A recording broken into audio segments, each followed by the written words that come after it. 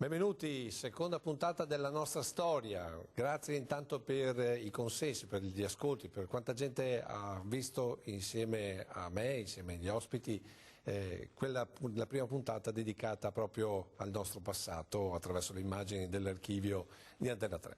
Si continua questa puntata rivangando alcuni aspetti della nostra storia ma anche di quella nazionale.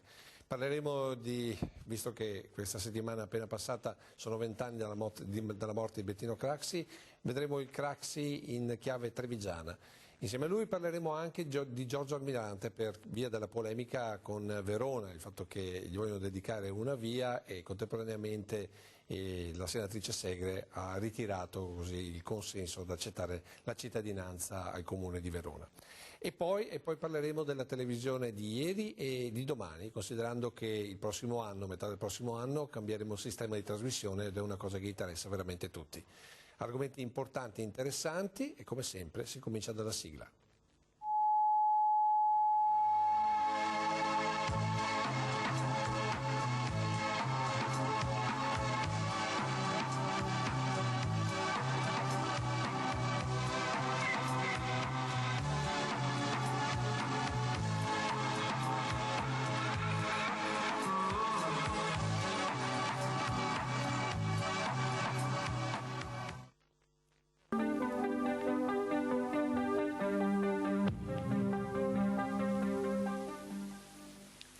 Buonasera, dunque, scossone politico dopo il voto di ieri e di oggi espresso dagli italiani. Il responso delle urne conferma e dice: in forte calo la democrazia cristiana, perde anche il PDS che non riesce a raggiungere le previsioni della vigilia, soddisfazione di Rifondazione Comunista, in lieve calo anche il Partito Socialista.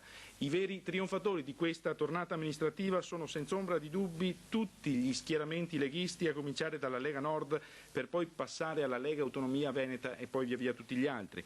C'è una buona avanzata del Partito Repubblicano mentre tiene il Movimento Sociale.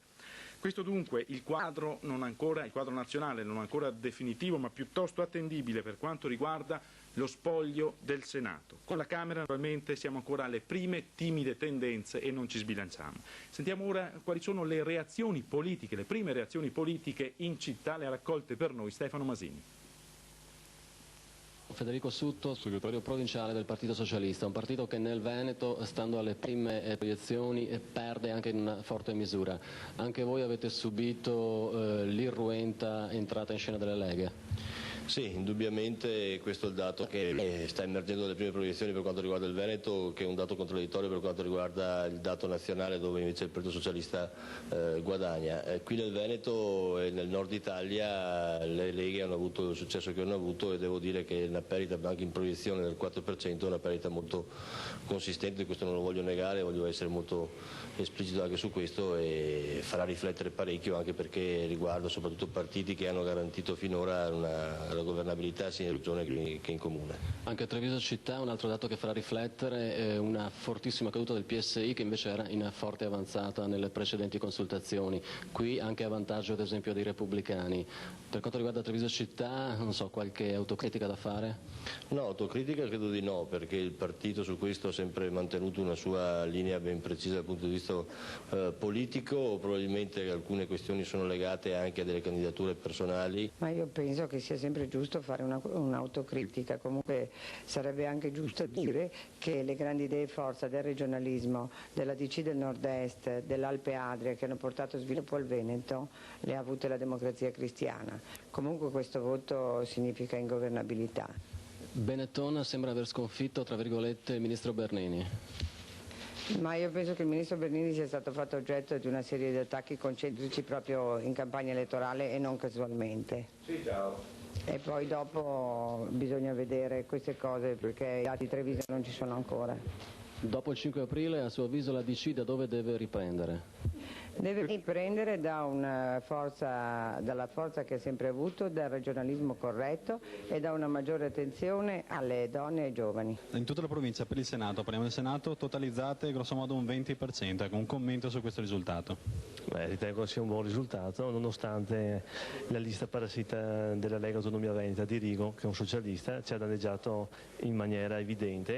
Io ritengo che gli onorevoli che andranno a Roma dovranno subito ricorrere contro Scotti, in quanto dimostreremo come questa lista abbia creato confusione agli elettori e perciò ha carpito la buona fede degli elettori che hanno votato la lista sbagliata. Ecco, tentiamo una lettura anche se magari è difficile. Il voto che vi ha premiato è di protesta o approva i vostri programmi? Ma io penso che noi abbiamo dei programmi e facciamo proposte. Non so, io ho visto una cosa, che la gente non ha votato i partiti che hanno governato male, questo è importante. Dopodiché noi abbiamo programmi, abbiamo uomini validi, perciò siamo convinti di aver proposte e di poter portare avanti. La politica di ieri, di oggi e di domani quindi in apertura. Con me abbiamo Graziano De Biasi, amministratore politico della Prima Repubblica, e abbiamo invece Andrea De Chicchi, amministratore politico della Terza Repubblica, oltre che anche della Seconda. Benvenuti. Buonasera. Siamo qui partendo dal 6 aprile del 1992, quando sostanzialmente è iniziata la fine della Prima Repubblica di fatto, almeno per quanto riguarda le elezioni. Cominciamo con Graziano De Biasi. Quali commenti e soprattutto quali ricordi di quel tempo? Beh, i ricordi non sono tantissimi perché le cose sono moltissime e dunque è difficile ricordare un po' tutto. Comunque erano più belli i 7 anni indietro al 92, cioè dall'85, come socialista, perché è stata l'elezione nazionale più importante per noi come risultati elettorali. E in provincia di Treviso, per restare qui da noi, per la prima volta noi siamo diventati il secondo partito, la Democrazia Cristiana e il Partito Socialista, e per la prima volta abbiamo superato i comunisti in provincia di Treviso. Dopodiché sono stati 7 anni molto interessanti, 7 anni per arrivare al 92, ma nel 92 si parla di elezioni politiche. Però con una caduta. Nell'85 si parla di elezioni amministrative. Io credo che spesso e volentieri, anche adesso, si mette assieme le politiche con le amministrative per fare una cosa unica. Non è così. Le elezioni delle politiche sono elezioni politiche, si votano in un determinato modo.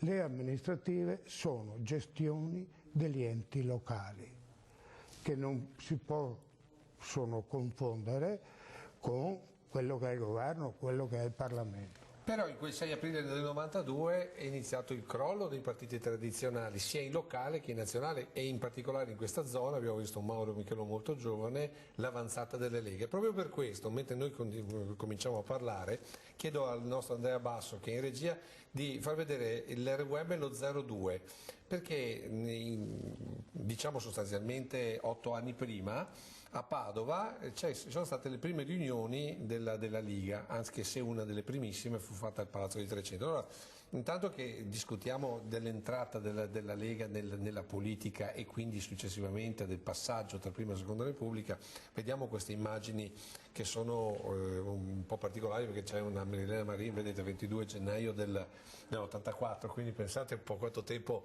è passato. Ecco, parte da qui la fine della Prima Repubblica, parte dall'avanzata delle leghe oppure da qualche altra strada?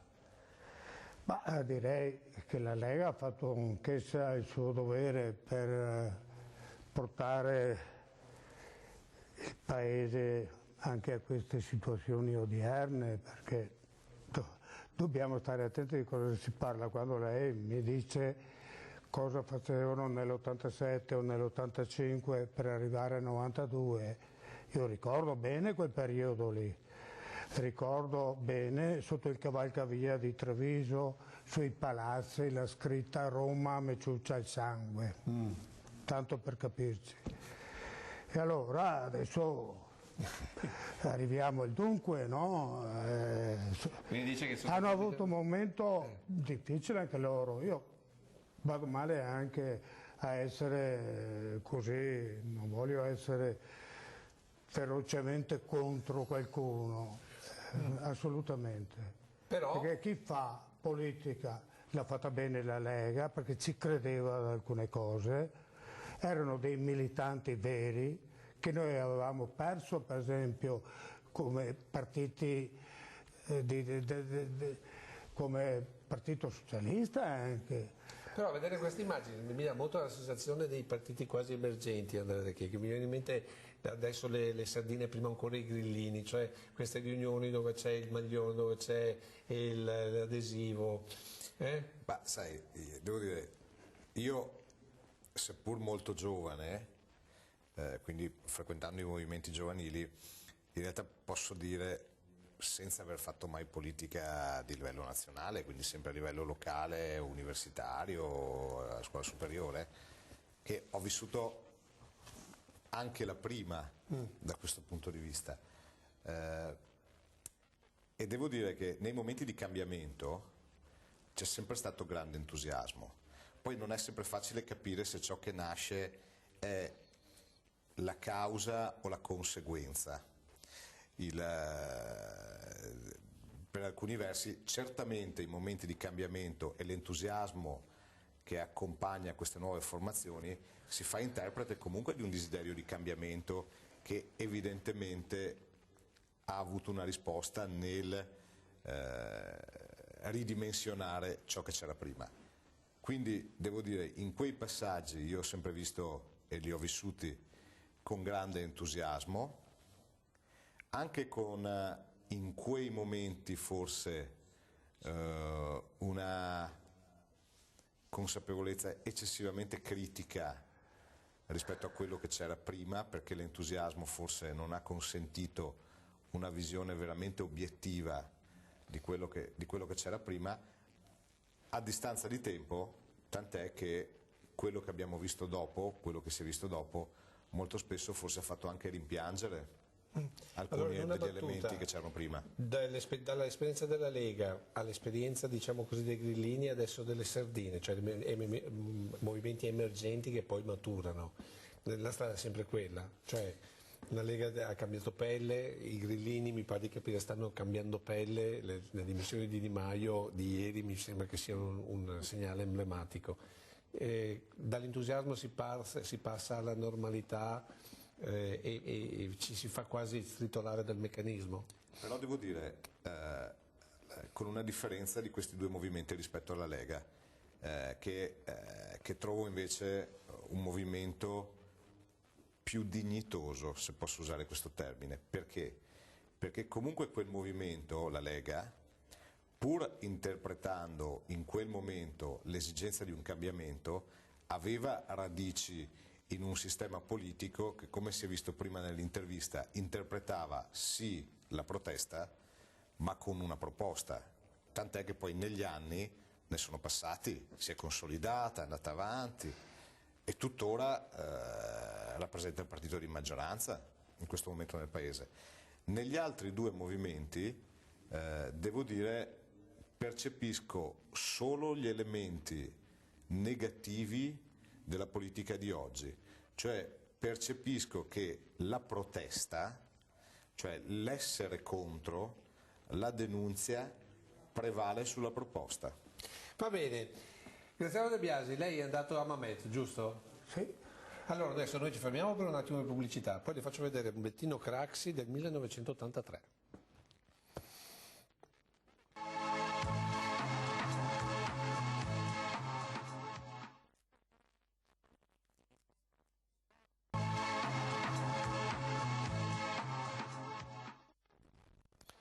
Eccoci qua, come promesso partiamo subito con le immagini, purtroppo senza sonoro ma solo immagini, di Bettino Craxi in Piazza dei Signori 1983. Perché le propongo? Intanto perché così sentiamo il suo commento su Amamet e i 20 anni dalla morte di Craxi, che noi abbiamo visto attraverso i telegiornali nazionali sì, pubblicizzato, però non si è visto, cose generiche, Stefania Craxi, la moglie, non si sono visti grandi volti, sembra sì, la raccontiamo ma meglio non andare non approfondire molto. Com'è andata lì ad Hammamet intanto? Beh,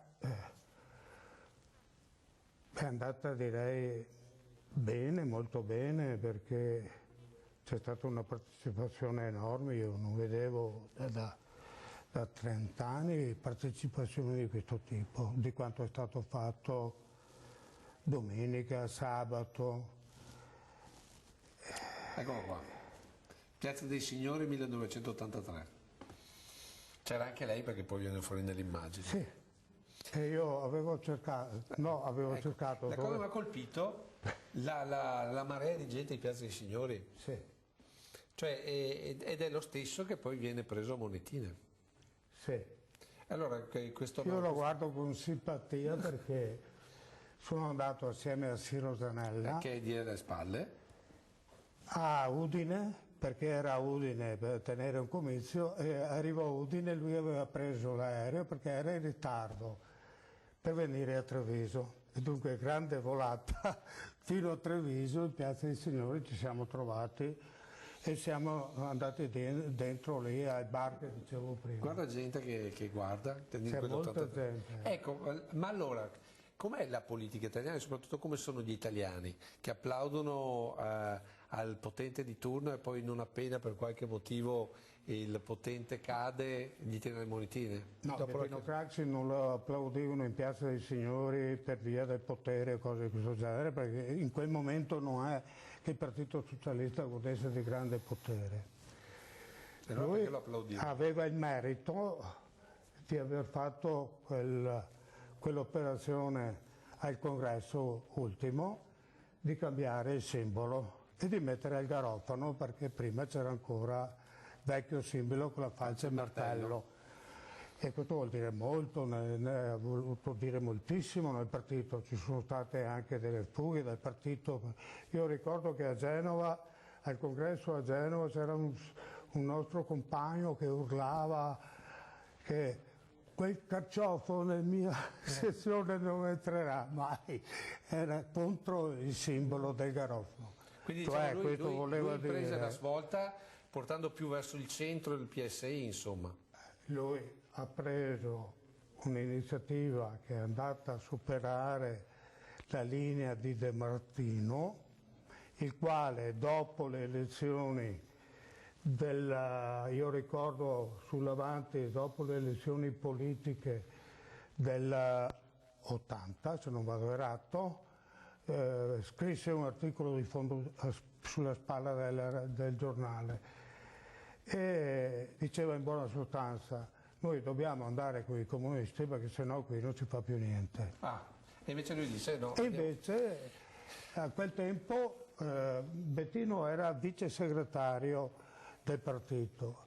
Da quel momento lui ha lavorato e De Martino andò a casa e lui prese in mano il partito, una riunione fatta all'hotel, che adesso non ricordo bene il nome, di Roma, dove lui viene eletto segretario del partito con l'aiuto anche, la cosa nuova, di Riccardo Lombardi.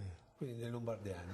Dei lombardiani, e da lì Gianni e Michelis nel Trevigiano, nel Veneto, con Maurizio Sacconi che l'ho trovato, ci siamo trovati domenica a Hammamet, è stata sempre una cosa simpatica. Adesso li vediamo. Lei nel 1983 aveva? Nel 93... 83. Nell'83 11 anni. E a vedere queste immagini, questa Piazza dei Signori? Mi fa che, devo dire, in sincerità il primo pensiero è com'è cambiato il modo di fare politica, nella tecnologia, nei rapporti con la comunicazione. Oggi portare la gente in piazza è molto difficile, visti i social media, viste le modalità di comunicazione, però devo dire, vedere la gente in piazza è molto più significativo, perché se qualcuno che potrebbe vedere ciò che penso da casa, sul telefonino, sullo smartphone, da qualche altra parte, in realtà prende la giacca, si veste, prende la macchina, prende la bicicletta e fa strada, testimonia sicuramente più volontà di venire ad ascoltare quello che sto dicendo. Insomma, la politica di ieri forse era un po' più partecipata, era più viva rispetto a quella di oggi, che è un po' più di plastica, insomma. Sì, direi di sì. Va bene, allora adesso l'altro tema che affrontiamo, perché poi negli altri due blocchi che vedremo assieme c'è una sorpresa. L'altro tema che avevamo annunciato era quella della notizia di Verona che dedica una via a Giorgio Almirante. Intanto rapporti tra l'MSI e il Partito Socialista, com'erano? Non sono poi stati rapporti di scontro frontale, anzi, perché quando il buon Bettino Craxi diventa Presidente del Consiglio, il Movimento Sociale in qualche modo guardò quasi dico con simpatia, perché a prendere il potere noi avevamo il 12-13%, è la prima volta che la democrazia dopo il repubblicano Chi era? Spadolini mi pare. Spadolini, è la prima volta che cedono il posto c'erano dei laici, diciamo, al governo del Presidente del Consiglio. E dunque, quindi insomma Giorgio Almirante non era completamente inviso. Lo dico perché adesso vi faccio sentire un pezzettino di un'intervista del 1980 in cui lui parla delle corporazioni. Attenzione perché le corporazioni erano invisa, era un termine molto utilizzato nel fascismo e quindi anzi è quasi dicevo, il binomio fascismo-corporazione. Sentite come declina la corporazione. Vediamo l'inserto. Al microfono l'onorevole Giorgio Almirante, segretario nazionale del Movimento Sociale Italiano Destra Nazionale. Voi da anni vi battete per un ritorno del corporativismo. Non ritiene che il nostro Paese sia già un Paese di corporazioni e purtroppo questo non sia positivo? Guardi, è la guerra delle parole. Si dà al termine corporativismo una interpretazione che è esattamente all'opposto delle origini storiche della parola, origini storiche che risalgono, come lei mi insegna, al Medioevo addirittura, ai comuni del Medioevo, no?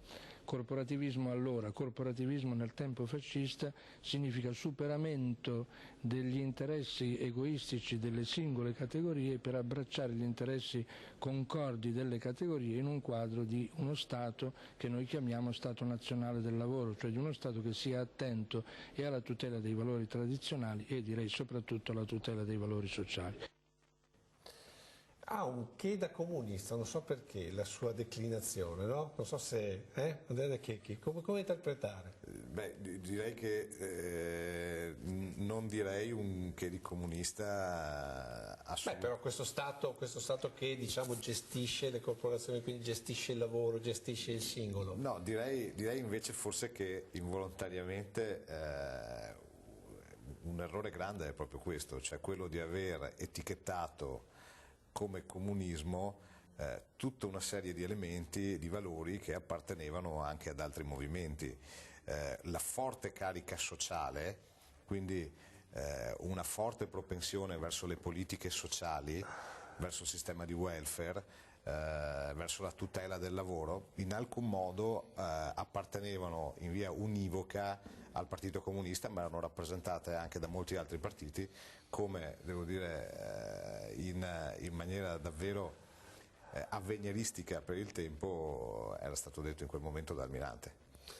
Almirante secondo lei si merita una via? Sì, assolutamente sì. E il fatto che la senatrice Segre dica che è incompatibile con la sua presenza a Verona?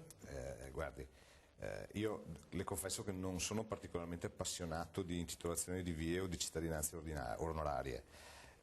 Capisco che le motivazioni, o per meglio dire che la storia personale, le sofferenze personali possono condizionare determinate scelte, quindi assolutamente legittime. Ciò non toglie che chi ha dato molto in termini di contributo politico a questa Repubblica all'interno dei parametri della legalità, della legittimità, dell'arco costituzionale, del Parlamento, meriti sicuramente di essere ricordato nella storia italiana con una via, con una piazza o con quant'altro, così come è assolutamente legittimo che qualcuno che in quella via dovesse vedere esperienze di natura personale rappresentate possa non esserne d'accordo. In una battuta, se dedicano una via a Giorgio Almirante, dovrebbero dedicare una via anche a Bettino Craxi? Ma è un po' diversa la cosa.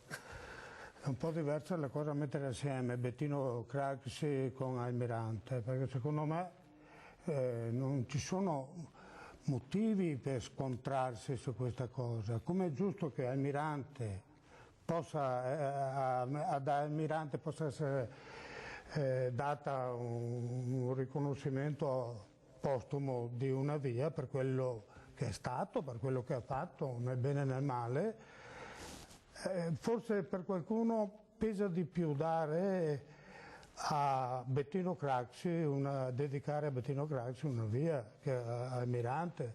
Io penso che non possiamo perderci quei problemi che abbiamo in questo paese, che stiamo vivendo in questo momento. Però è giusto ricordare, su queste no? cose è giusto ricordarle e riconoscere quello che hanno fatto. In una battuta il fatto che ci sia nel bene e nel male, insomma. E che il fatto che Mattarella comunque si sia interessato, ci sia sentito con la famiglia Craxi, come è venuto fuori dai giornali, è un segnale di riavvicinamento verso quello che per molti continua ad essere come dire, un contumace. Bah. Io questa cosa a me è sfuggita, non saprei come giudicarla onestamente. Onestamente, perché Craxi ha fatto il suo lavoro, ha dato moltissimo a questo paese, l'hanno dipinto come un delinquente, l'hanno fatto morire distante dal suo paese, lontano, e dunque non è giusto ragionarci su, parlarne, va bene, ma anche perché se noi andiamo a vedere cosa è successo in questo paese, lei ricordava l'82. Sì, poi l'80, gli anni 80, l'incarico a Bettino Craxi dato da un Presidente della Repubblica molto simpatico che piace ancora, credo, a molti cittadini italiani, e dunque è un po'... Insomma, ma prima o poi si riuscirà a concordare su un Craxi che comunque abbia avuto meriti e demeriti, un po' come tutti i grandi personaggi della storia italiana. Guarda, domenica sera c'è stata la presentazione di quel film che ha commissionato la figlia di Bettino Craxi. Direi che è stato, seppure in ritardo, dopo 20 anni, è stato un buon riconoscimento da parte, se voi andate a vedere, io non ho letto i giornali perché ero lì. Comunque un buon riconoscimento già il film, insomma. Ma direi che, insomma, da dirigenti, direttori di quotidiani, di giornalisti, è stato un coro di riconoscimento di quanto ha fatto quell'uomo. Va bene. Ecco. Allora, se noi ci fermiamo un attimo per la pubblicità, in prossimi blocchi rivedremo un telegiornale di 33 anni fa e lo commenteremo con i nostri ospiti.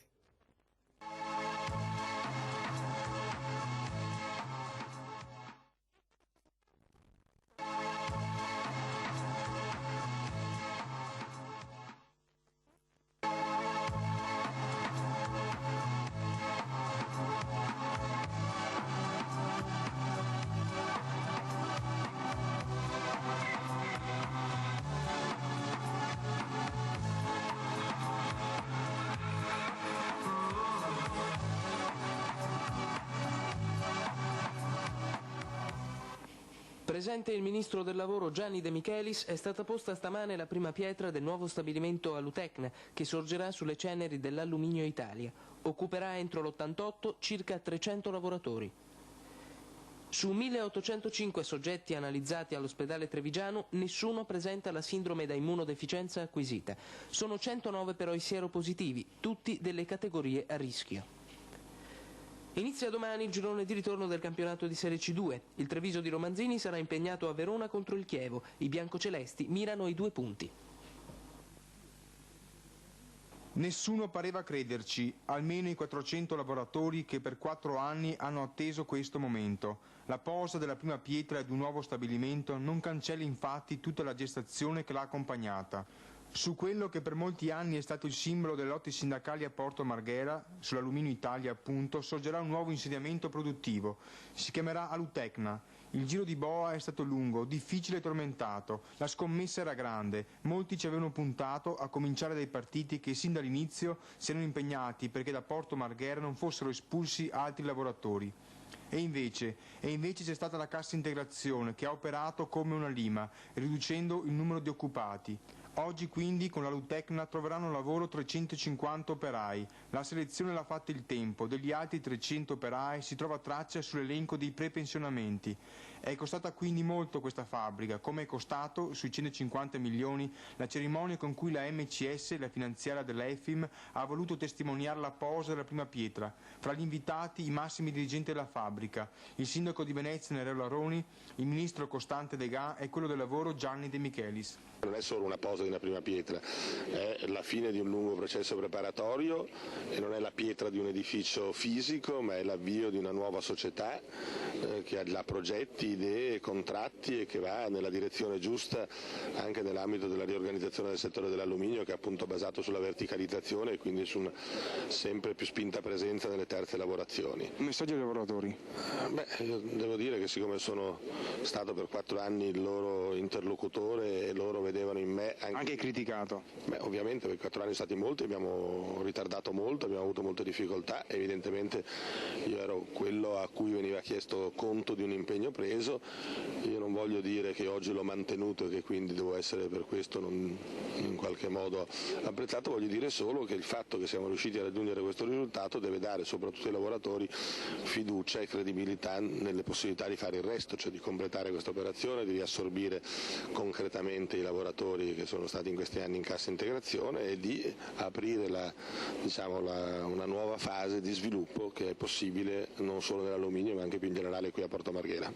Nel nuovo stabilimento si realizzeranno semilavorati, ponti militari, scafi, componenti per le ferrovie. 24 gennaio 1987, 33 anni fa, Gianni De Michelis, Graziano De Biasi, per parole e anche storie che sono profondamente cambiate. Sì, poi ne è morto anche di recente. È stato un grande ministro, è stato un bravo braccio destro o sinistro, perché dall'altra parte c'era Claudio Martelli di Bettino Crax, il trio che ha funzionato e che ha dato moltissimo. Gianni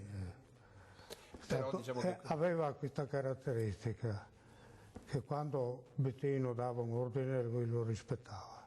In questo caso l'ordine era quello di tenere in piedi Porto Marghera. Andrea De Chicchi, nell'87? 15 anni? 15 anni. Vedere la Lutecna e vedere adesso invece Porto Marghera? È la speranza. La speranza. Cioè, è quello che dovremmo in qualche misura riportare ai nostri giovani. Quello che oggi a volte fa soffrire chi si occupa di politica, chi anche come me all'interno di un comune, quindi con una limitata capacità amministrativa nello sviluppo economico delle attività produttive, è quella sensazione che si faccia fatica o quell'idea che non ci sarà più il grande sviluppo. Ecco, questo è un elemento che noi dobbiamo assolutamente cercare di sconfiggere. Noi dobbiamo riuscire a far capire e dare le possibilità e quindi mettere in condizione i nostri giovani di sperare, come negli anni '80, che attraverso il lavoro, attraverso il sacrificio, attraverso l'invenzione, con modelli economici corretti e sostenibili, si possa ancora creare grande ricchezza, non solo in termini economici, ma di sviluppo, grande imprenditoria, grandi possibilità per altri giovani che approcciano il mondo dell'impresa. Lei a 15 anni che cosa studiava?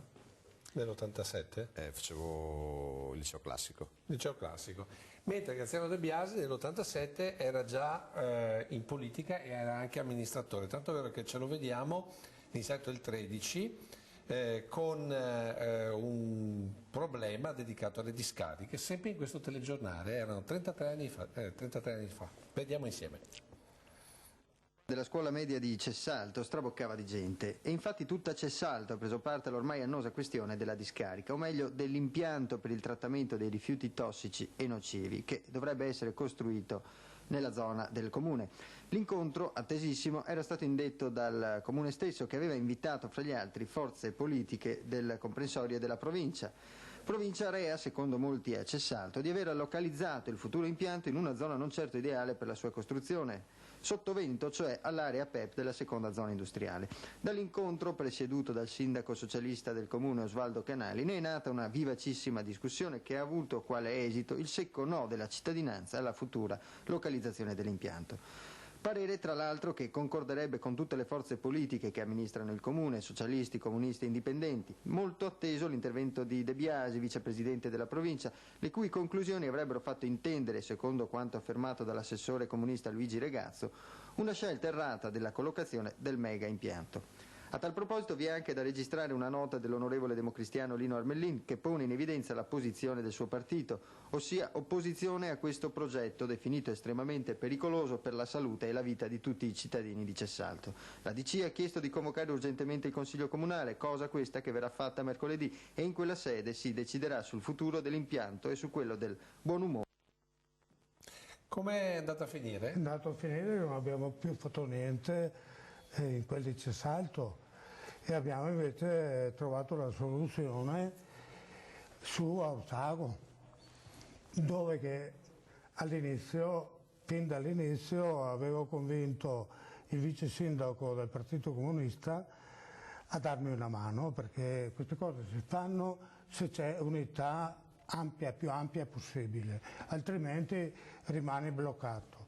E dunque Cessalto è stato superato per questa questione, che la scelta di Orsago sull'ubicazione fatta lì era una cosa molto interessante perché Orsago è una conformazione urbanistica che è distribuita tutto lungo la Pontebana in pratica, no? Ma era un bel guaio parlare di ecologia in quel tempo. Ho poco tempo e devo passare di qua. Allora, sempre in quel 24 gennaio dell'87, intanto è difficile fare il vice sindaco a Treviso? No. Allora vediamoci questo servizio invece, nell'87 il vice sindaco era Tullio Guadagnin ed era alle prese con la biblioteca. E l'inserto è il numero 10.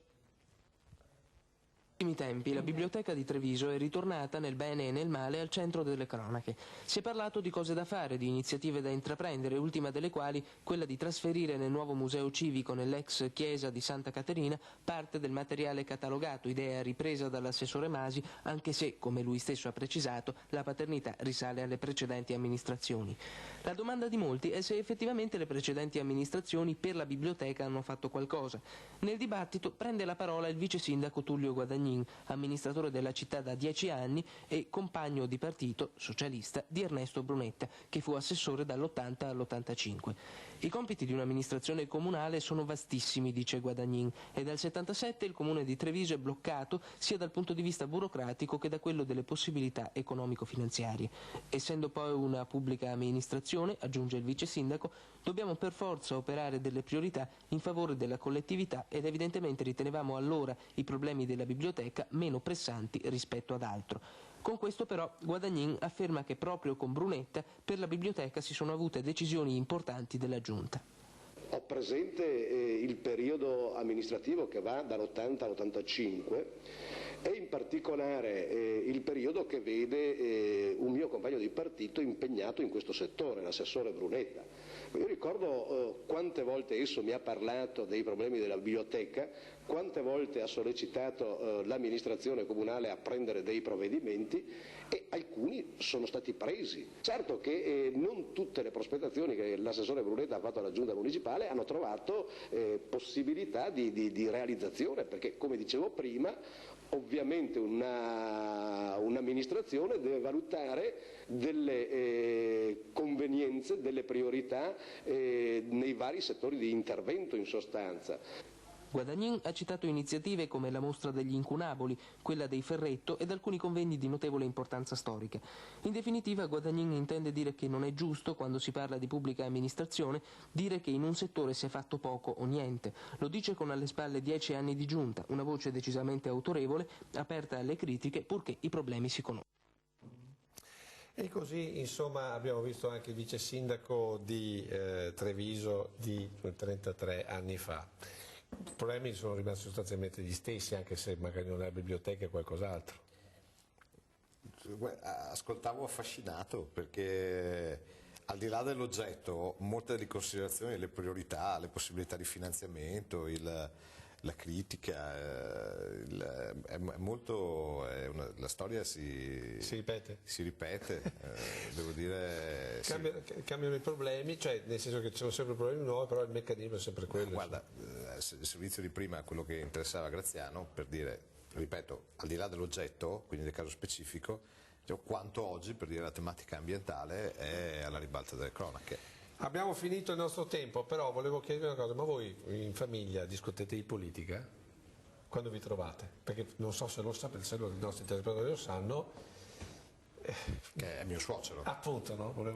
Allora, quindi vi trovate a cena per parlare di politica o di qualcos'altro? Beh, diciamo che molto spesso finisce lì, sì. È un po' difficile non finire poi a discutere di politica, sì, perché è una passione per tutti e voi, per tutti e due, mi pare di capire. È così. Sì, ma io ho solo da imparare da Graziano. Va bene, allora noi adesso ci fermiamo per la pubblicità, salutiamo i nostri due ospiti e poi riprenderemo e parleremo della televisione di ieri, di oggi e di domani con un personaggio che voi avete visto pochissimo, se non ultimamente parlando, perché è sempre stato dietro le telecamere. Dopo la pubblicità. Buonasera.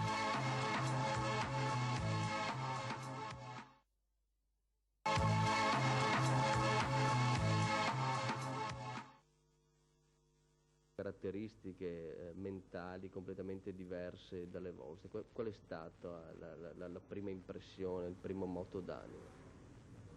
Io ho subito pensato a mio papà, io penso che sia una cosa abbastanza istintiva. Loro certamente cercavano in tutti i modi di calmare noi e infatti ci dicevano stai calmo che non facciamo niente a tuo padre, stai calmo, non parlare, infatti. E magari forse a me mi hanno trattato leggermente peggio di loro in quanto vedevano che c'è stata una reazione da parte mia. Quello che avete visto è un pezzo di un'intervista del 1981, siamo nel giugno dell'81, le immagini non sono dell'archivio di Antena 3, o meglio, Antena 3 ha acquisito l'archivio, ma sono della Televenezia del Partito Comunista Italiano. 1981, quello che avete visto è il figlio di Giuseppe Taliercio, vicino alla moglie Gabriella, appunto di Giuseppe Taliercio.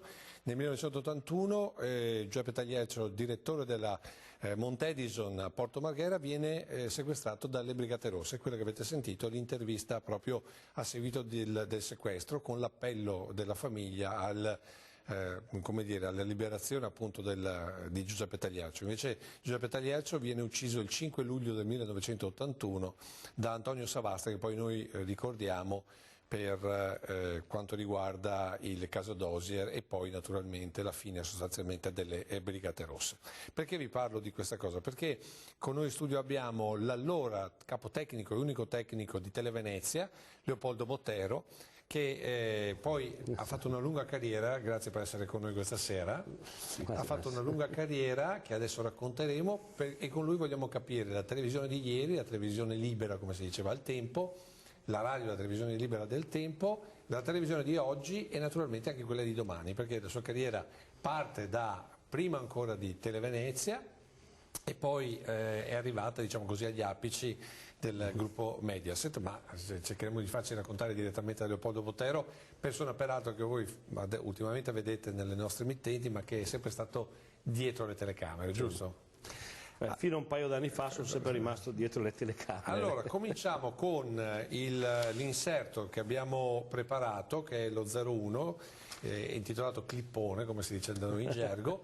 Perché? Perché Leopoldo Botero commenta quelle foto, quelle immagini, insomma, che abbiamo preparato per voi. Tanto Leopoldo Botero arriva alla televisione, però comincia con la radio. Io ho cominciato nel 73 con Tele Castelfranco, che era una televisione cooperativa via cavo.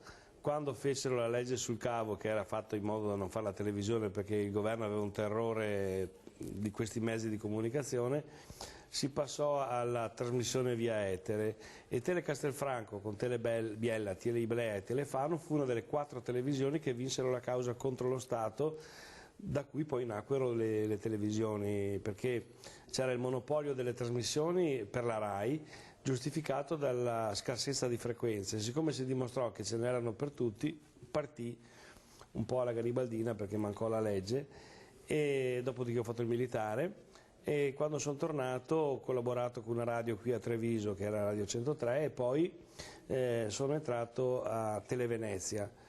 Televenezia c'era un tecnico che ero io e c'era un giornalista che era Giuseppe Giulietti. Oggi segretario oltretutto dell'Usigrai. Abbiamo cominciato assieme girando per Venezia con la borsa, con la telecamera, 6 batterie perché le telecamere avevano poca autonomia, i videoregistratori pesavano. E poi siamo riusciti a convincere la proprietà, che era a metà tra la Federazione del Partito Comunista e la famiglia Rossi, a trasferirci in terraferma. Dopo 6 acque alte patite nella sede di Calle Racchetta. Ecco, cominciamo a vedere magari allora la prima foto del clippone per commentare insieme, appunto, ecco qua. Qui ci eravamo appena trasferiti a Mestre e io ho in mano la prima centralina, perché prima si montava a salto e questa qui invece è stata un grande passo in avanti, si montava un telegiornale in 2 ore, mentre prima ci voleva una giornata di 3 persone. A sinistra quello è un registratore, uno dei registratori. Qui invece? Qui invece grande scoperta per chi è del mestiere, il primo TBC, Time Base Corrector, montato in Veneto. Cioè praticamente era quello che faceva funzionare tutte le macchinette? Sì, teneva tutto sotto controllo e soprattutto faceva in modo che la parte alta dello schermo non fosse deviata sulla destra. No? Notiamo che la barba c'è sempre sin dall'inizio. Sì, più o meno lunga a seconda. Qui invece?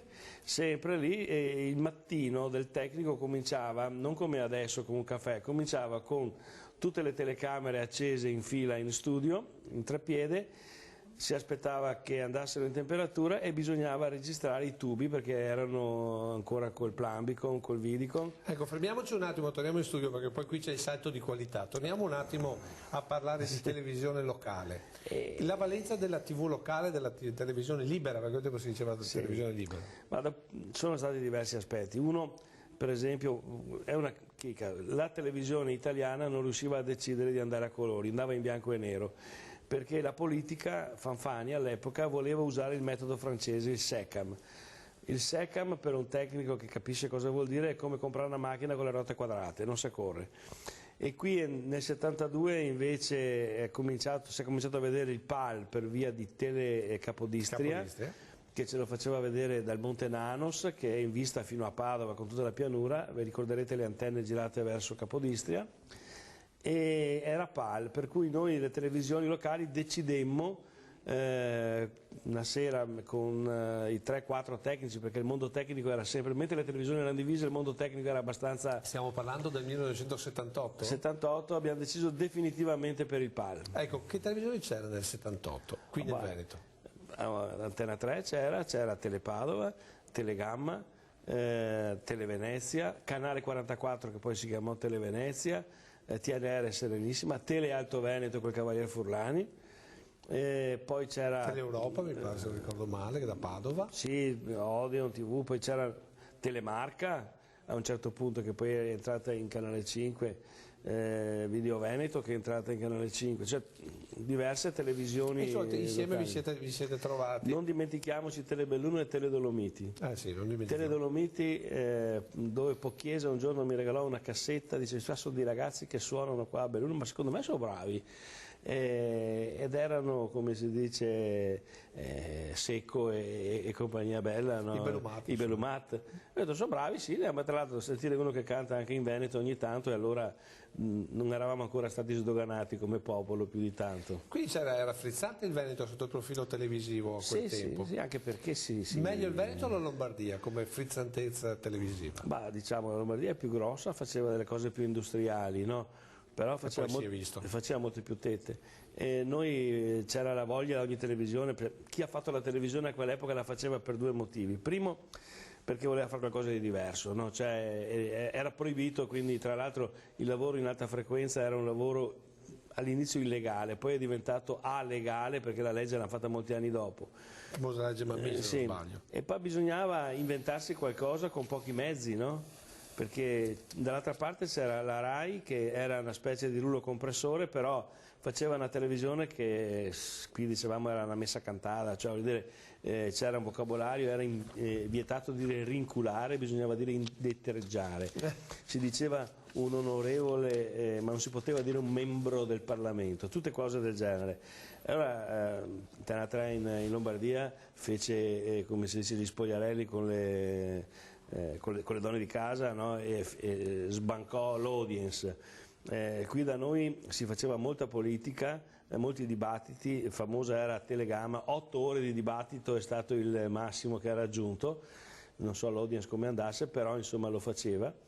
Quindi era molto più politica, noi sentivamo molto di più, diciamo, l'idea di sviluppare un dibattito politico. Sì, qui c'era, guardate, la Democrazia Cristiana ormai era 40 anni che pompava nebbia nei cervelli della gente e qualcuno non ne poteva più, insomma, no? Difatti quindi la leva è stata sostanzialmente un bisogno di alternativa di informazione. Sì, diciamo che tutti i partiti laici sponsorizzavano questa cosa qua. La DC e il PC erano un po' contrari, no? Perché poi avevano le mani sulla RAI. E i radicali, mi ricordo che soprattutto l'avvocato Porta.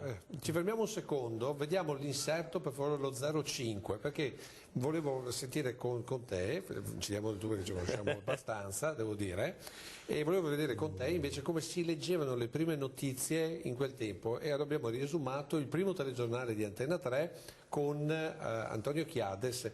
Sentite come legge la notizia, soprattutto guardatevi come erano i primi telegiornali locali. E passiamo a una notizia di carattere scientifico.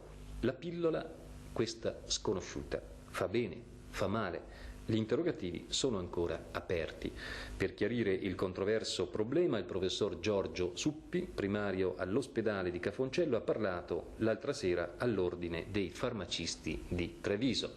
La relazione del ginecologo era stata preceduta dalla proiezione del film L'inizio della vita. Lo stesso professor Suppi si è poi intrattenuto con i farmacisti, fornendo chiarimenti e rispondendo alle loro domande. Commento? Intanto la pillola era ancora peccato grave e poi era appena un anno che era stata ammessa la pubblicità ai sistemi contraccettivi, perché era vietatissimo dalla legge, e lì la televisione e la radio locale hanno fatto la loro parte, no? Perché era proibitissimo parlare di queste cose qua, proprio per legge. Ma senti, rivedere in uno studio così la lettura... Fa bene, allora, nella stessa epoca a Televenezia c'era un tavolo, no? Nel quale durante il giorno la segretaria faceva la contabilità, a una certa ora doveva portare via tutto, si metteva in una tovaglia diversa e si leggeva il telegiornale, no? Giulietti leggeva il telegiornale. Allora, siccome le telecamere non erano quelle di oggi, neanche le luci, le telecamere erano meno sensibili, le luci erano meno fredde, c'erano 20 kW di fari puntati sul... Caspita! Insomma, cioè, dagli 8 ai 15, insomma, per una persona. E l'aria condizionata non era così comune, per cui uno dei segreti che si possono raccontare è che l'80% dei telegiornali da giugno a settembre il lettore aveva la giacca e i mini short. Va bene, allora invece riprendiamo il nostro clippone, perché raccontare la TV locale con Leopoldo Mottero facciamo una puntata unica, invece volevo fare un excursus per poi arrivare un po' più avanti. Se riusciamo a tornare all'immagine che avevamo lasciato prima, cioè quando Leopoldo Mottero per una serie di motivi lascia la TV locale e comincia a entrare nel magico mondo Mediaset, che poi ho lasciato, mi hanno comprato coi cacciaviti e tutto. Ecco, come funziona? Come è stato il passaggio? Ma io stavo lavorando per Televenezia, mi ero un po' stancato e a un certo punto dovevano fare una rete nazionale, con le altre non si riusciva a fare niente di più, stavo per decidere di mettermi in proprio, quando hanno deciso di vendere la televisione a Rusconi. È venuto giù subito il capotecnico Varolo e mi ha detto resta lì, mi ha aumentato lo stipendio perché non vadi via, avevamo bisogno di tecnici e sono rimasto con questa televisione nazionale, Italia 1. Italia 1 che è il primo che cercò di fare la televisione nazionale. Dopo un anno era andato... Però non si poteva trasmettere in contemporanea? Insomma, era, diciamo con che veniva... cassette, mi pare. Sì, ma soprattutto, ma lì lo si faceva in qualche maniera, c'erano le cassette, qualcosa, insomma... Soprattutto stavano attenti a Berlusconi, perché poi Berlusconi nasce quell'anno lì e l'anno dopo è diventato quello che è diventato e ha comprato anche Italia 1 che Berlusconi non ce la faceva a gestirla. E mi sono trovato davanti a Geometra Galliani, che è stato per 15 anni il mio capo. Galliani poi anche il presidente del Milan. Sì, no, ma io ci avevo litigato 15 giorni prima per via di una frequenza che aveva fatto accendere sui Colli Euganei, che invece era stata accesa prima da Televenezia, l'avevo accesa io, e sono andato a litigare. Io non lo sapevo, ma mi aveva già comprato, no? E credo di avermi guadagnato i gradi con quella lite, no? Dopo 2 settimane vado lì per l'assunzione e mi dice guardi, io pensavo di essere messo in squadra con chissà che organizzazione che aveva Canale 5, invece no, sono diventato subito responsabile del Veneto e del Friuli, anche perché ero uno. Adesso noi ci fermiamo un attimo di pubblicità, poi riprenderemo con le immagini del clippone che abbiamo nominato, tutta la serie di immagini, e cominceremo a vedere proprio l'itinerario di un Veneto che gira poi il mondo montando antenne e televisioni.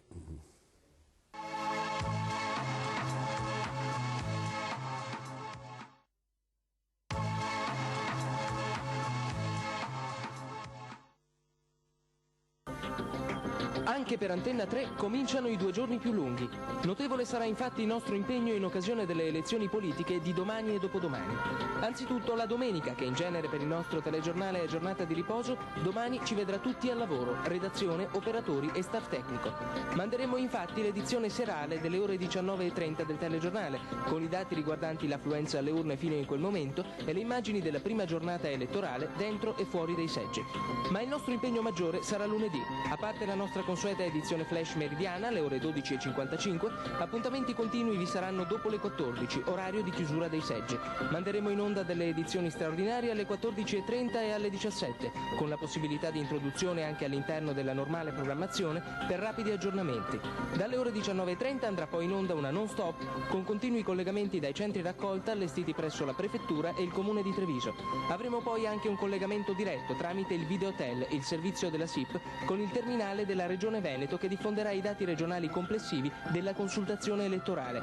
Nel corso dei nostri appuntamenti sono previsti anche incontri e commenti a caldo con i protagonisti della consultazione e con altri protagonisti della vita veneta.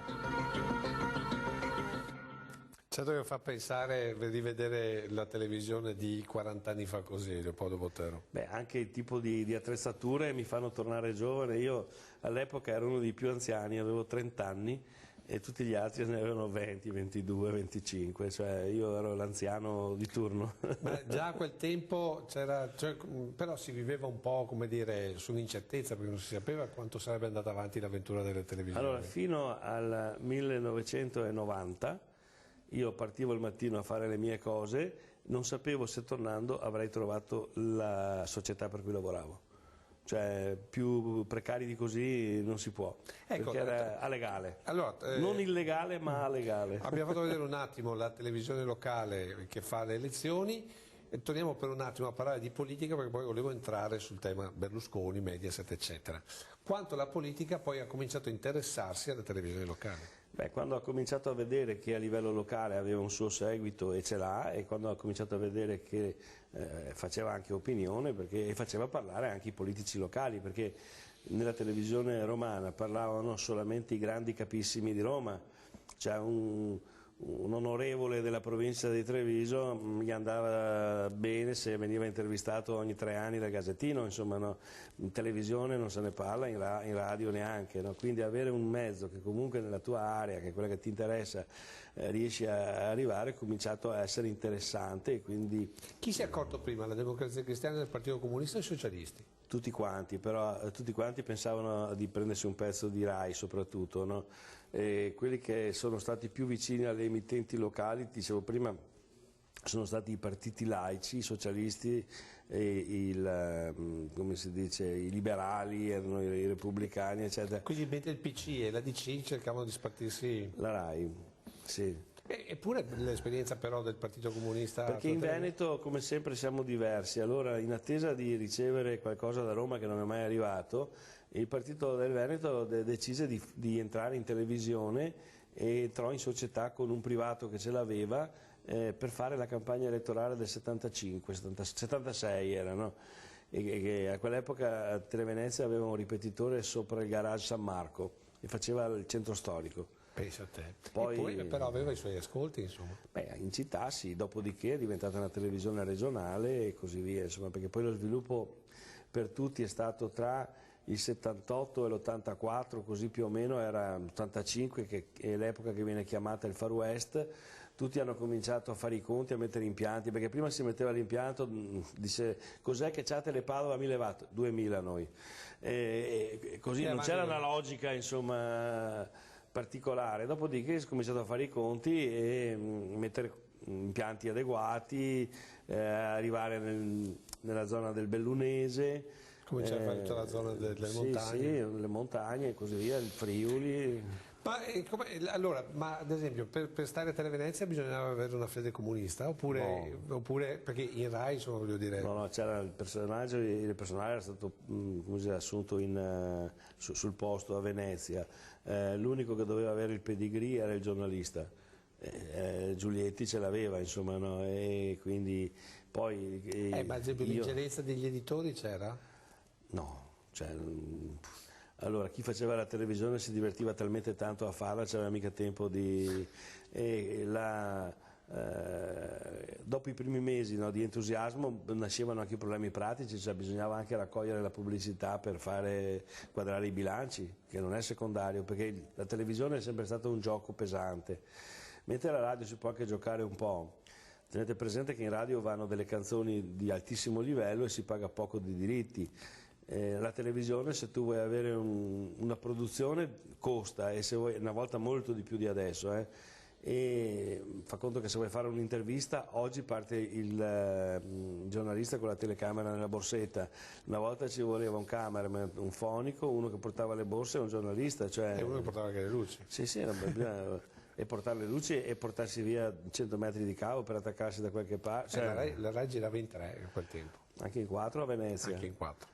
Inventarono il monopiede per tenere su la telecamera, perché uscirono le prime telecamere a colori leggere, erano leggerissime, erano sui 12 kg. Le K76 sì, della RCA. Uno si teneva la telecamera, poi verso sera... sappiamo. Torniamo al clippone, perché andiamo direttamente. Allora, Leopoldo Botero entra nel giro Galliani, quindi retorico industriale, e tra i primi lavori che cosa gli capita? Beh, io sono un tecnico... Qui dove siamo? Qui siamo sul Pic du Midi, sopra Lourdes, Bagnères de Bigorre, dove abbiamo messo uno degli impianti più grossi in Francia, canale 29, che copre il 20% della superficie della Francia, perché sta a 3600 metri. Ma qui Mediaset? Allora, lì mi è successo questo, un giorno nell'86 mi telefona il mio capo e mi dice: ma tu, non hai mica studiato inglese? No, dico, io a scuola, ripeto, sono uno dei pochi che non ha studiato inglese, ho studiato francese. E come lo parli? Dico, bene, è la mia seconda lingua, perché io l'ho studiato in un seminario dove si parlava francese. Ah, dice, allora ci vediamo stasera a Parigi. Dico, stasera è difficile perché stavo su in montagna, no? Dico, domani? E dico, dove? Rue de Tilsit. E io il giorno dopo sono arrivato a Rue de Tilsit con la mia valigia, ho conosciuto il cuoco di Berlusconi, che poi mi è stato utile nel proseguo, perché quando volevo una pasta asciutta andavo lì, e una villa che è stata affittata da Berlusconi nel Round Point, cioè davanti all'Arco di Trionfo, e fecero la prima riunione della SENC. E io mi sono occupato della pianificazione, che è un lavoro un po' etereo, cioè la progettazione della rete che viene fatta prima di fare la rete, no? Cioè decidere i canali, eccetera, perché in Francia avevano deciso i grandi esperti che ci stavano due reti, una col 35 e una col 15% di diffusione. Cioè io ho un sacco di qualità, ma mi manca un po' l'umiltà. Sappiate che dopo il mio lavoro ho lasciato la pianificazione per due reti all'82% e si poteva andare avanti. Ma la SANC poi è stata assorbita? Cioè no, l'hanno chiusa due volte, cioè la prima volta l'hanno chiusa e basta, poi Berlusconi ha fatto causa e allora gliene ha fatto vincere la seconda, perché non c'era motivi per chiuderla. Perché il problema qual era? Che questa televisione era di grandissimo successo, sia economico sia di pubblico, e aveva rotto gli equilibri francesi della pubblicità, perché loro avevano le centrale d'achat, cioè avevano 4 compagnie che compravano tutti i mezzi all'inizio dell'anno e poi li vendevano come e dove volevano.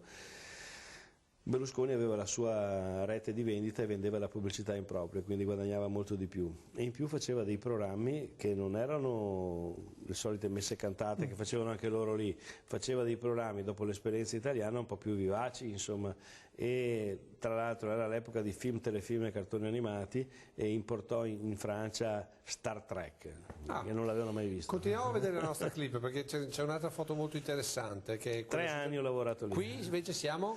Qui siamo a Gerusalemme, c'è un mio collaboratore, quello con i baffi, e quell'altro è il dottor Merkel della Deutsche Telekom.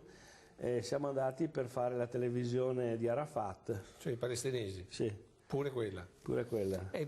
Ma lì ad esempio sempre con il gruppo Mediaset? Sì, diciamo a quell'epoca mi occupavo degli aspetti dei rapporti internazionali e direttore vendite, facevo della parte tecnica. La domanda si fanno tutti, conosciuto Galliani e Berlusconi?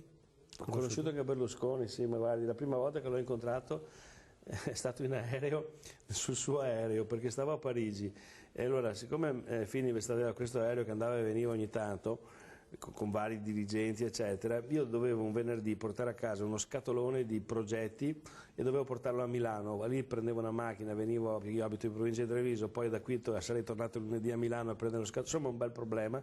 Quindi mi sono preparato con sto scatolone di progetti, la mia valigia, braghe corte, havaiana, cappello di paglia, e dico adesso vado a prendere l'aereo. Mi telefonano e dicono guarda, c'è l'aereo del gruppo che parte, e mi conveniva perché è molto più comodo dell'aereo normale, perché non ci fanno tante attese.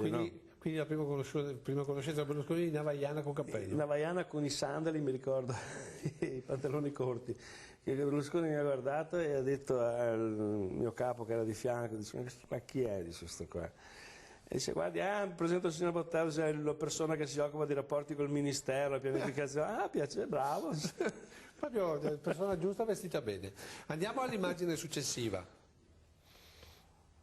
Qui siamo sempre Pico Domidini. Ecco, perché è fatta in più foto così? Che all'epoca non c'erano i programmi di adesso, ho fatto 20 foto con la Polaroid, le attaccate con lo scotch per far vedere com'era il traliccio. Vedete quel traliccio lì non si poteva mettere l'antenna perché debordava verso la Spagna, e allora l'ho fatta appendere davanti, adesso da dove si fa la fotografia, sotto la cima della montagna, in modo che non arrivasse in Spagna. Qui invece? Tornato, mi hanno promosso dirigente, sulla destra la mia segretaria che ho rincontrato 2 settimane fa, è la prima segretaria che ho avuto, e l'altra era la vecchia, come si dice, segretaria del direttore di Canale 5 nel Veneto. Qui invece è un momento importante perché ci spostiamo nel nord-est, anzi nell'est. Qui siamo nell'89 e io ho fatto la foto a Montenanos, che è sopra Podnanos, a Idussina, che è da dove viene trasmessa Capodistria. Stavo facendo una trattativa complessa con loro perché dovevano occupare un canale che noi dovevamo spegnere, e qui siamo dentro. Ecco. Questo sono davanti al trasmettitore di Capodistria. Ecco, Italo, scusa, Andrea, il nostro regista, se si può fermare un secondo così continuiamo a vedere questa foto. Allora, quello con la barba sono io. Beh, di fianco a me in mezzo c'è Joseph Gantar, un grande personaggio, un grande europeo, abbiamo fatto delle cose durante la guerra anche perché poi siamo sempre rimasti in contatto. Insomma. E quell'altro invece, il ragazzo più giovane, un giovane tecnico, Stanco Perpar, andato in pensione quest'anno, che doveva fare il collaudo dell'impianto che qui non si vede, no? E l'ha fatto la settimana dopo. Nel frattempo lui è diventato ministro, è stato il ministro del... Qui stiamo parlando di prima della guerra. Da settimana prima eravamo lì pronti, lui doveva collaudare questo impianto, sono andato su a vedere questo impianto perché era nell'ambito di queste trattative. E poi siamo ancora in Jugoslavia. Sì, siamo ancora in Jugoslavia. Lui poi è andato lì lunedì mattina, ha attaccato gli apparati, li ha mandati in temperatura.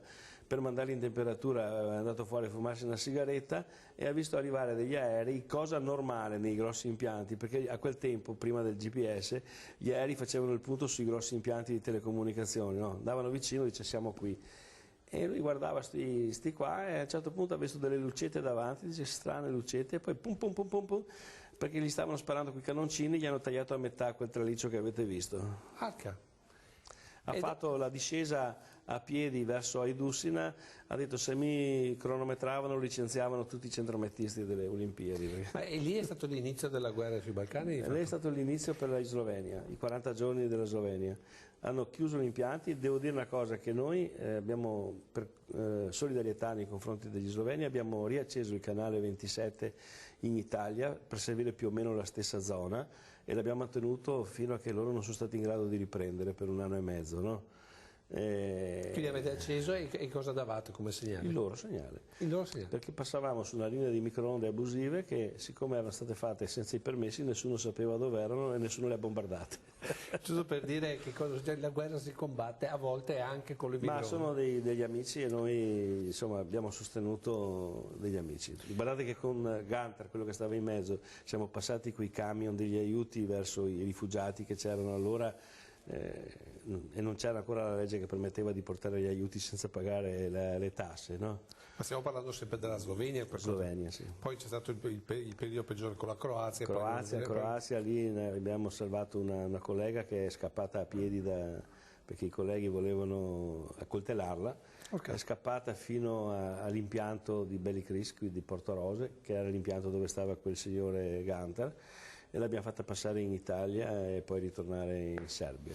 Accidenti. Andiamo avanti con le altre immagini di questo clippone che così per concludere questa nostra puntata. Qui invece abbiamo... Beh, alla fine della mia carriera io, come si dice, oltre a occuparmi di questioni internazionali e quindi anche l'ITU e così via, ho fatto il direttore dell'esercizio del Nord Italia per i Towers. E questo era un traliccio importante, quello di Cologno. Allora ho fatto 2 foto, dico facciamo l'addio alla... Qui siamo già alla fine carriera. Sì, era proprio... Il mercoledì che poi il giovedì ho detto da domani sono... E qui abbiamo proprio invece il video. Sì. Qui racconta che cos'è.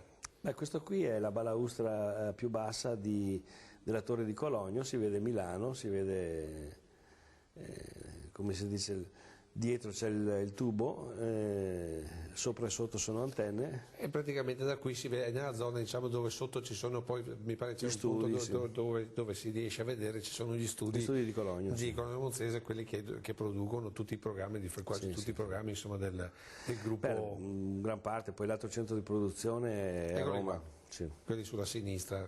Sì. E qui appunto abbiamo lo scrittone Mediaset, giusto per dire. Questo è l'ultimo video prima della pensione in poche parole. Allora, siccome io mi sono occupato dell'Alta Italia, ho salutato le varie sedi. Eccole qua, questi qui sono gli studi. Visto che siamo verso la fine di questo nostro incontro, abbiamo detto televisione di ieri, le televisioni libere, televisione di oggi, le abbiamo viste adesso, e le televisioni di domani, visto che tra 1 anno e mezzo circa, no? 2021, il passaggio passiamo con un nuovo sistema. Cosa succederà? Secondo me è un bel problema, perché nell'ultimo convegno che è stato fatto a Bologna è il risultato che per avere un numero di televisori sufficienti per passare in T2 dovremmo venderne 900.000 al mese, ne stiamo vendendo 300.000 in Italia, quindi non è facile aumentare. Si cambia sistema perché l'esigenza della telefonia che vuole più frequenze e quindi la televisione si compatta perché con i nuovi sistemi di compressione si riesce a cedere un po' di frequenze, e c'è una grossa polemica che adesso sfocerà nel 2023 a Ginevra, perché la televisione dice anch'io voglio frequenze perché vorrei fare tutte le trasmissioni in HD, in alta definizione. Ormai è tecnicamente semplice e quindi le telecamere, se oggi ne compriamo, sono in HD, se vogliamo una telecamera non HD bisogna farsela fare, no? E quindi ci sarà una bella polemica, però per la gente cosa vuol dire? Esatto, perché poi vuol dire chi ha comprato il televisore prima del 2017 deve comprarlo nuovo oppure comprare un decoder. Lo Stato darà un contributo di 50 euro a quelli che hanno il reddito di cittadinanza probabilmente, e questo è quanto. Cosa cambierà in termini di qualità? Si vedrà meglio, si vedrà peggio, si vedrà dappertutto? Perché poi ci sono quelli che in alcune zone non riescono a vedere la televisione o vedono solo i canali nazionali. Allora succede questo, che dal punto di vista tecnico si vede come adesso, cioè la qualità è quella che parte. Oggi facciamo questa ripresa in studio, quando sarà messa in onda si deciderà con che dettaglio va via, no? A seconda dello spazio che si ha nell'etere. E quindi può andare in HD, può andare in SD, cioè in standard definition e così via. E questo è quello che vedrà l'utente. Per le televisioni locali la diffusione c'è un rebus da risolvere, vediamo se viene risolto. Intanto tutte le frequenze attualmente utilizzate dalle televisioni locali spariscono, rimane solamente in questa zona qui da noi il 42, che tra l'altro è la frequenza che usa il gruppo Media Nord-Est, e avrà una diffusione che sarà quella che è, si suppone, si spera il 93%, e sarà uguale per tutte le televisioni, quindi chi vede una televisione le vede tutte. Ma le vedrà con la stessa copertura di Rai Mediaset o le vedrà con la stessa copertura? Non si sa, però probabilmente la copertura sarà abbastanza buona. E chi gestirà questa cosa? Però il problema qual è? Il costo della rete. Allora, le reti nelle zone densamente popolate, Lombardia, Veneto, Pianura Veneta, eccetera, è relativamente basso. Nelle zone di montagna è relativamente alto. Adesso non vorrei fare le polemiche tecniche che si sono fatte, ma le cose sono state messe in modo che sarà abbastanza costoso. Non sappiamo fino a che punto arriva. Cioè, il rischio è che le zone non interessanti dal punto di vista commerciale per chi farà la rete non saranno coperte. E qui la cosa è in mano un po' anche alla politica, perché per esempio il Trentino Alto Adige ha trovato la sua soluzione. In Trentino hanno fatto una società che si chiama Trentin Network, che provvede i siti, perché la cosa che costa in montagna sono tra Lice e Casete a 3000 metri. Nella provincia di Bolzano hanno fatto di più, hanno fatto la Rundfunkanstalt zu Tirol, la RAS, che si occupa di diffondere i canali in tedesco. Loro li avranno. Ma noi avremo quindi un terzo elemento, oppure sarà, che ne so, o Rai Way oppure A-Tower a gestire? Probabilmente sarà Rai Way o A-Towers a gestire la rete dal punto di vista tecnico, perché sono quelli che hanno i mezzi per farlo. Un po' come Terna per l'Enel, insomma. Ma sì, ma difatti, ma lì non è più una questione, diciamo, la concorrenza non si fa sul mezzo di trasmissione, si è sempre fatta sulla qualità dei programmi, cioè una qualità anche bassa dal punto di vista tecnico, se il programma è interessante fa audience.